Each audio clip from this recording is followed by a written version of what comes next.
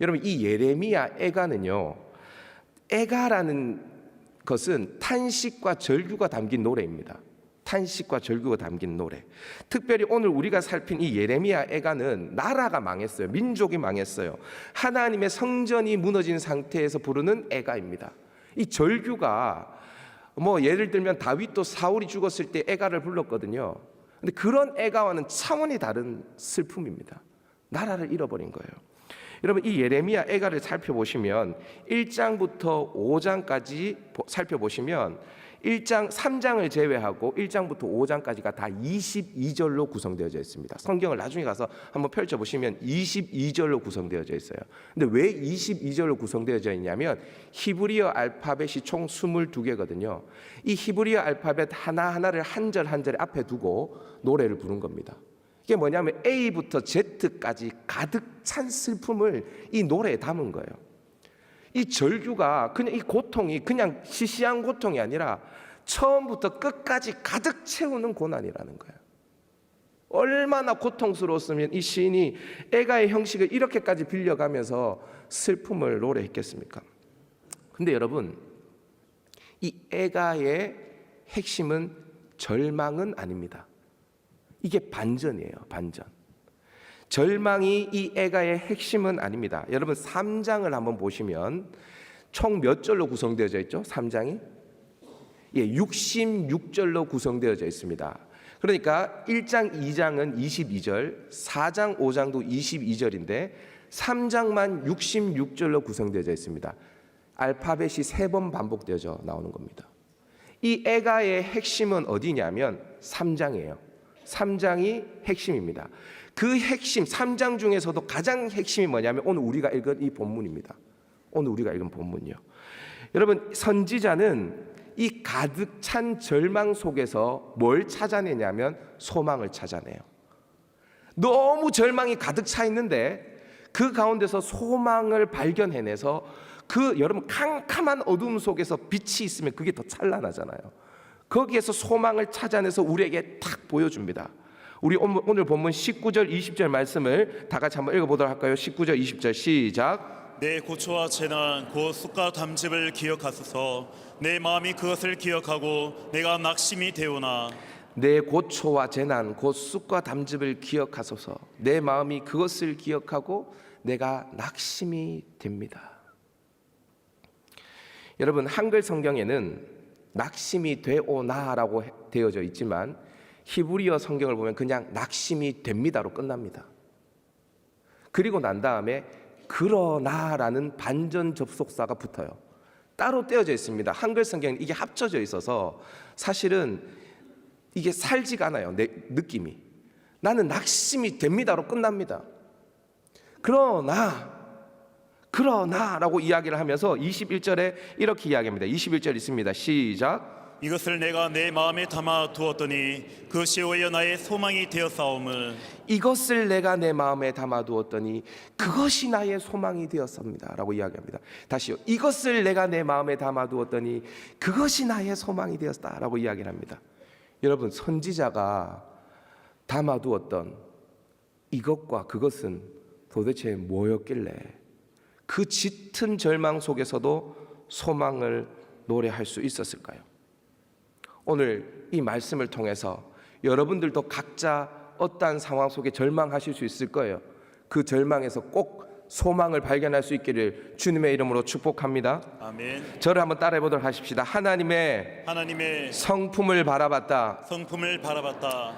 우리 다 같이 22절 23절 말씀 한번 읽어볼까요? 시작. 여호와의 인자와 긍휼이 무궁하심으로 우리가 진멸되지 아니함이니이다. 이것들이 아침마다 새로우니 주의 성실하심이 크시도소이다. 여러분, 예레미야는 이 절망 속에서 하나님의 성품을 바라봤는데 뭐라고 고백하냐면 여호와의 인자와 긍휼이 무궁하십니다라고 고백하고 있어요. 여호와의 인자와 긍휼이 무궁하시다는 거예요. 하나님의 성품을 이야기하고 있죠. 자, 그런데 여러분 한번 생각해 보세요. 저는 이해가 안 돼요. 이해가. 다 망했다니까요. 완전히 알거지가 됐어요. 완전히 성전이 무너졌어요. 친척들이 죽어갔고 가족들이 죽어갔어요. 사랑하는 자식이 포로로 끌려갔어요. 여기 어디에 인자와 긍휼이 느껴지십니까, 여러분? 그리고 저는 이 생각이 들었어요. 뭐 여호와의 인자와 긍휼 이야기할 수 있는데 무궁하시기까지? 여호와의 인자와 긍휼이 무궁하시다는 거예요. 이해가 안 되죠? 근데 예레미야가 이렇게 이야기합니다. 제가 증거를 댈게요. 여호와의 인자와 긍휼이 무궁하신 그 증거. 우리가 진멸되지 않았습니다. 우리가 망하긴 망했는데 진멸되지 않았습니다. 남은 자가 있다라는 거예요.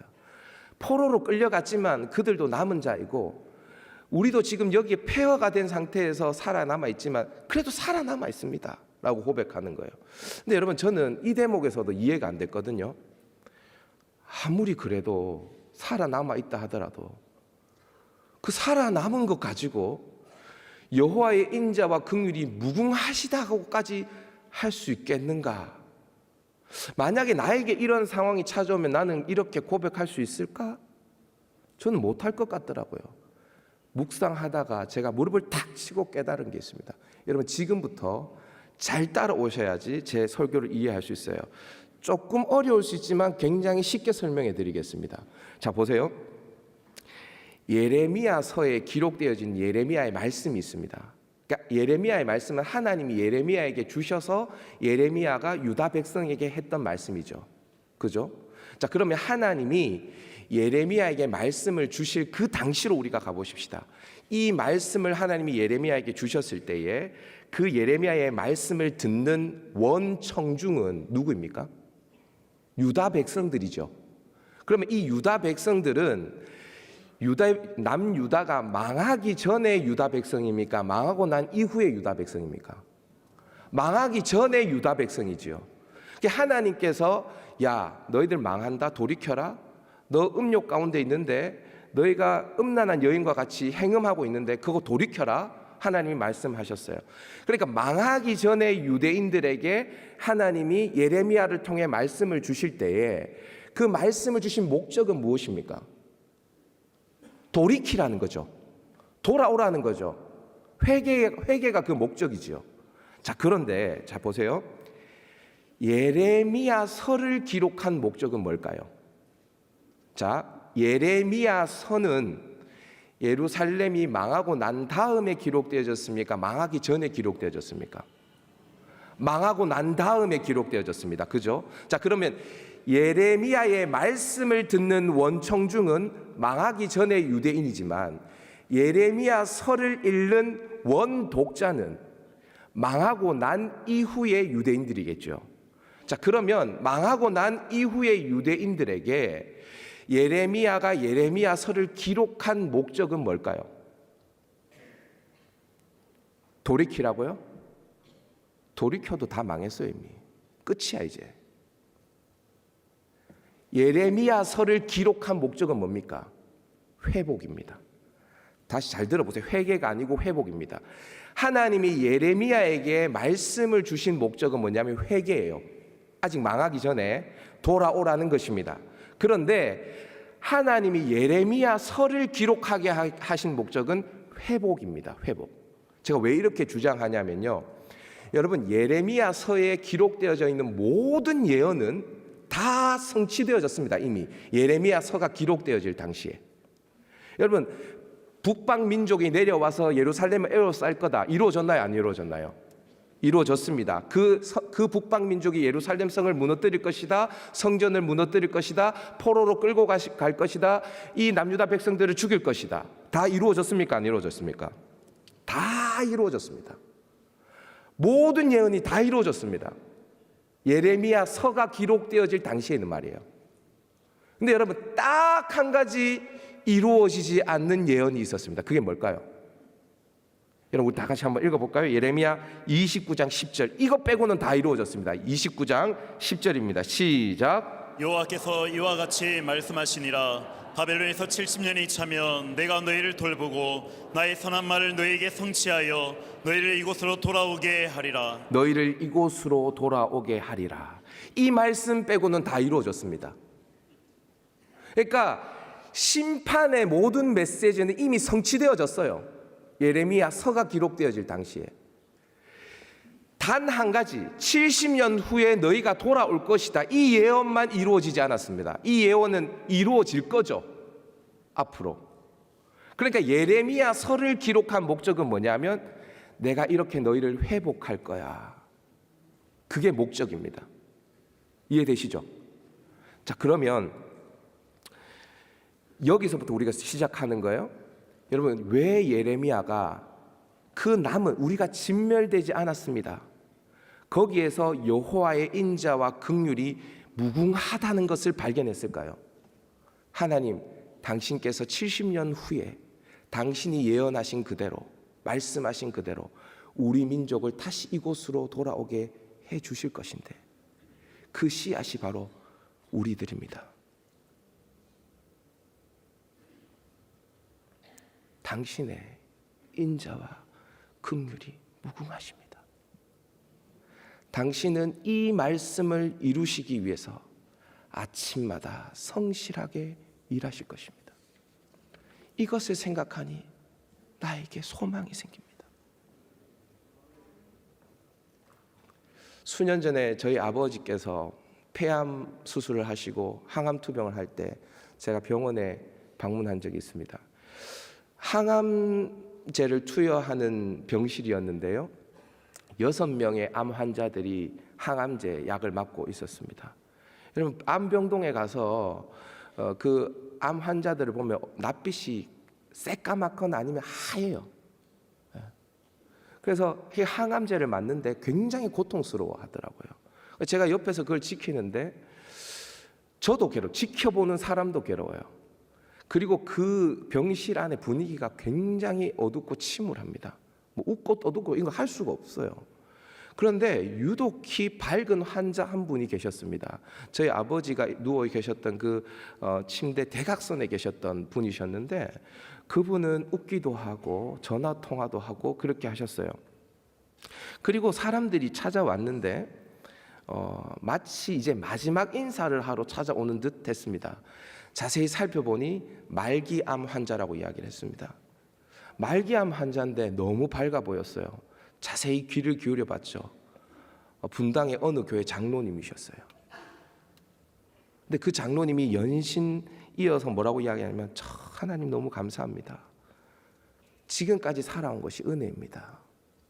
만나는 사람마다 하는 얘기가 다 그런 이야기예요. 예수 믿고 천국 가니 후회 없습니다. 이런 이야기였어요. 제가 아무리 예수님을 믿어도 어떻게 저렇게 밝을 수 있을까? 말기암 환자인데, 그래서 통화하는 거 자세히 들여봤어요. 그러니까 이렇게 이야기하시더라고요.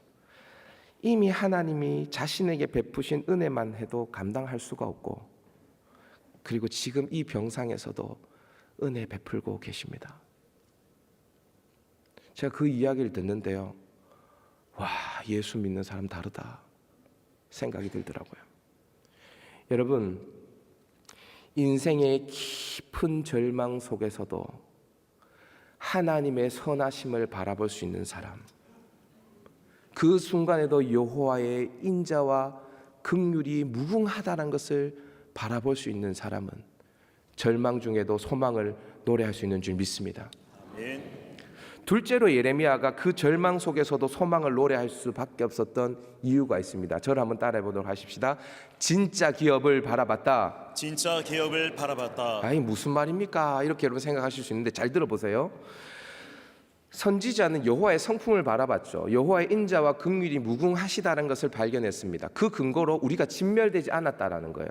진멸되지 않았다는 것은 단순히 살아남았다는 것이 아니라 이 진멸되지 않은 것을 통해서 하나님이 70년 후에 우리 민족을 회복시킬 거라는 것까지 바라봤기 때문에 지금 예레미야는 여호와의 인자와 긍휼이 무궁하시다라고 고백하고 있는 거예요. 그런데 만약 우리가 가정해 보십시다. 하나님이 그런 예언을 주지 않았다면, 그냥 그렇게 망하고 끝이라면, 그런 상황도 있을 수 있거든요. 목사님, 희망이 없습니다. 70년 후에 돌아올 수 있는 그런 희망도 없습니다. 우리 집구석을 보니까 이제 끝입니다. 완전 절망이에요.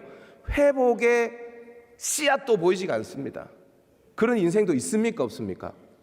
여러분, 그럴 때는 우리는 감사할 수 있을까요? 그때도 소망을 발견할 수 있을까요? 있어요. 선지자가 자신의 심령에 뭐라고 고백하는지 우리 24절 말씀을 한번 읽어보도록 할까요? 24절 시작. 내 심령에 이르기를 여호와는 나의 기업이시니 그러므로 내가 그를 바라리라 하도다. 여러분, 예레미야가 자기의 심령에 이렇게 이야기하고 있어요. 여호와는 나의 기업이시니 그러므로 내가 그를 바라리라. 예레미야의 기업이 뭐라고요? 여호와가 나의 기업이래요. 여호와가 나의 기업. 여러분, 유다 성읍이 다 무너졌습니다. 예루살렘 성도 무너졌습니다. 성전도 무너졌습니다. 법궤도 박살이 났습니다. 모든 게 다 폐허가 되고 다 사라졌습니다. 그때 깨달은 게 뭐냐 하면, 원래 이것들 내 기업 아니었지. 나의 기업은 여호와 하나님이 기업이시지. 이걸 깨달았다는 거예요. 기가 막히지 않습니까, 여러분? 여러분, 이스라엘의 지파가 총 몇 개죠? 몇 개 지파가 있죠? 12지파라고 생각하는데 땅을 분배받은 지파가 12지파고 사실 13개 지파가 있습니다. 맞죠? 땅을 분배받지 못한 지파까지 포함하면 13개 지파입니다. 땅을 분배받지 못한 지파가 어떤 지파죠? 레위 지파입니다. 레위 지파는 48개 성읍, 그러니까 도피성 6개를 포함해서 총 48개의 성읍만 분배를 받았고 기업을 얻지 못했습니다. 그런데 그렇게 기업을 얻지 못한 레위 지파에게 하나님이 뭐라고 이야기하시냐면 민수기 18장 20절입니다. 다 같이 한번 읽어보십시다. 시작. 여호와께서 또 아론에게 이르시되 너는 이스라엘 자손의 땅에 기업도 없겠고 그들 중에 아무 분깃도 없을 것이나 내가 이스라엘 자손 중에 내 분깃이요 내 기업이니라. 여러분, 레위 지파는 기업을 얻지 못했지만 하나님이 약속하셨어요. 내가 이스라엘 자손 중에 내 분깃이요 내 기업이니라. 하나님이 레위 지파의 기업이 되어 주신다라고 이야기를 하셨죠. 맞습니까? 그런데 여러분, 이스라엘이라는 나라를 한번 잘 생각해 보십시오. 출애굽기 19장으로 가보십시다. 출애굽기 19장 5절 6절입니다. 다 같이 한번 읽어볼까요? 시작. 세계가 다 내게 속하여나니 너희가 내 말을 잘 듣고 내 언약을 지키면 너희는 모든 민족 중에서 내 소유가 되겠고 너희가 내게 대하여 제사장 나라가 되며 거룩한 백성이 되리라. 여러분, 이스라엘이라는 나라는 어떤 나라입니까? 제사장 나라이죠. 레위 지파는 제사장이죠. 그죠? 그러니까 레위 지파는 기업이 있어요, 없어요? 없습니다. 레위 지파의 기업은 여호와 하나님이시죠. 그럼 이스라엘 지파는요, 제사장 나라잖아요. 그럼 이스라엘이란 나라의 기업은 뭡니까? 하나님이에요. 원래 가나안 땅은 이스라엘 거 아니에요. 예루살렘도 이스라엘 거 아니에요. 이스라엘의 기업은 뭐냐면 여호와 하나님이에요. 여러분, 하나님이 아브라함 부르셔서 얘야 동서남북 바라봐라. 이 땅 내가 너와 내 자손에게 다 주리라고 말씀하셨죠. 근데 여러분, 아브라함이 죽을 때 그 땅 하나도 얻지 못하고요, 막벨라 굴 하나만 얻게 되어졌습니다. 땅 못 얻었습니다. 그 동서남북. 근데 하나님 뭐라고 이야기하신지 아세요? 아브라함에게 두려워하지 말라. 내가 너의 방패요, 내가 너의 지극히 큰 상급이니라. 아브라함에게도 기업은 가나안 땅이 아니었고요, 아브라함에게도 기업은 하나님이었어요. 그럼 목사님, 우리는 레위 지파입니까? 우리가 이스라엘입니까? 우리가 아브라함입니까? 예, 맞습니다. 우리 베드로전서 2장 9절 한번 가보도록 할까요?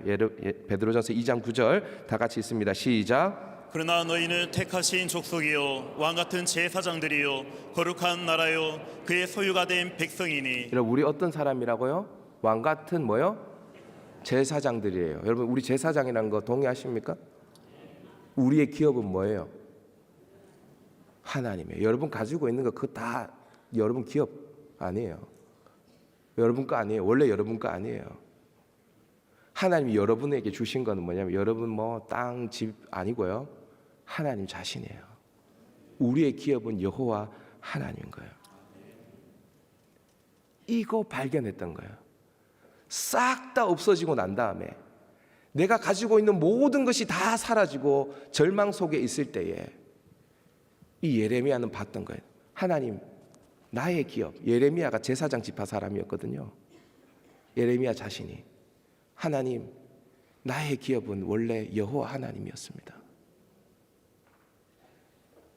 하나님 나의 기업이 되십니다. 여러분, 토마스 치솜이라는 감리교 목사님이 계세요.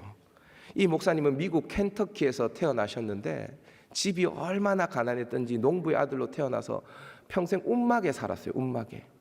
그러니까 형편이 안 좋으니까 공부를 시킬 수 없었겠죠, 부모님이. 근데 독학을 합니다. 열심히 독학을 해서 고등교육까지 다 받게 되어집니다. 그리고 교사가 되어져요. 얼마나 대단해요. 여러분, 공부 아무나 하나, 여러분 공부 뒤에서 밀어주지 못하면 잘 못하거든요. 근데 독학해서 다 했어요. 근데 여러분, 그렇게 교사가 되어졌는데 1년 만에 그만둡니다, 교사를. 왜냐하면 병이 찾아왔어요. 아파서 그만둡니다. 그렇게 병마로 시달리다가 27살에 고향에서 부흥 집회가 열렸을 때 그 부흥에 참여해서 하나님을 깊이 만나고 은혜를 받습니다. 그리고 난 다음에 36살에 자신의 삶을 헌신하여서 감리교 목사님이 되어져요. 그럼 목회를 이제 하나님 열어주셔야 되잖아요. 목회도 1년 못하고 그만둡니다. 왜냐하면 또 병이 찾아왔거든요. 그러니까 뭘 하려고 할 때마다 이 병마가 발목을 잡는 겁니다. 얼마나 낙심이 되었겠어요. 하고 싶어도 아프니까 못하니까. 그 절망 가운데 있을 때 이 목사님이 예레미야 애가 3장 말씀을 읽게 되어집니다. 그리고 아무것도 할 수 없는 자신을 바라보면서 그때부터 찬송시를 적기 시작하는데 무려 자신의 생명이 다하는 그날까지 1200편의 찬송시를 기록하게 되어집니다. 근데 여러분, 이 목사님이 몇 살까지 사시는지 아세요? 92세까지 사세요. 골골거리면서 이 92세까지 사세요. 그러면서 1200편의 찬송시를 지으셨어요. 여러분, 이 예레미야 애가 3장을 읽다가 지은 찬송시가 우리가 부르는 찬송가 393장 오신실 하신 주라는 찬양입니다. 제가 노래를 잘 못 부르기 때문에 가사를 읽어드릴게요. 오신실 하신 주 내 아버지여, 늘 함께 계시니 두려움 없네. 그 사랑 변찮고 날 지키시며 어제나 오늘이 한결같네.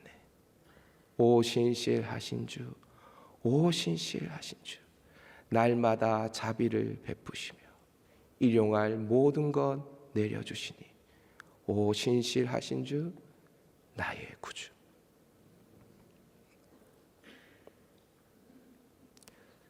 여러분, 여러분들의 소망은 무엇입니까? 절망한 가운데서 여러분은 하나님을 바라보십니까? 오늘 우리 추수감사주일인데 여러분, 누가 감사를 할까요? 감사의 조건이 되는 사람이 감사를 할까요? 그러면 어떻게 바울과 실라는 감옥에서 감사의 찬양을 불렀을까요?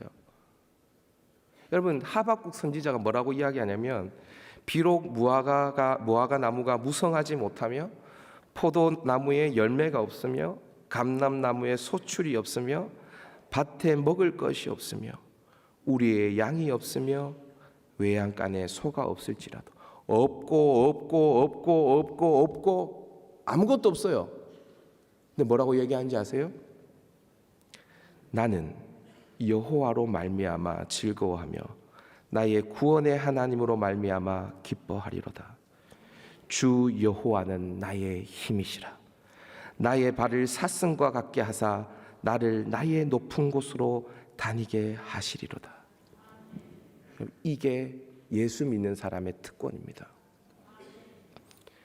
감사는 소망을 품는 자, 절망한 가운데서 하나님을 바라보는 자만 할 수 있는 것입니다. 하나님의 성품을 바라보십시오. 하나님의 인자와 긍휼이 무궁하다는 것을 바라보십시오. 그리고 그 하나님이 나의 기업이라는 것을 바라보십시오. 그러면 우리도 고백할 수 있습니다. 오 신실하신 주 나의 구주. 이 고백을 할 수 있는 저와 여러분 될 수 있기를 주님의 이름으로 축복합니다.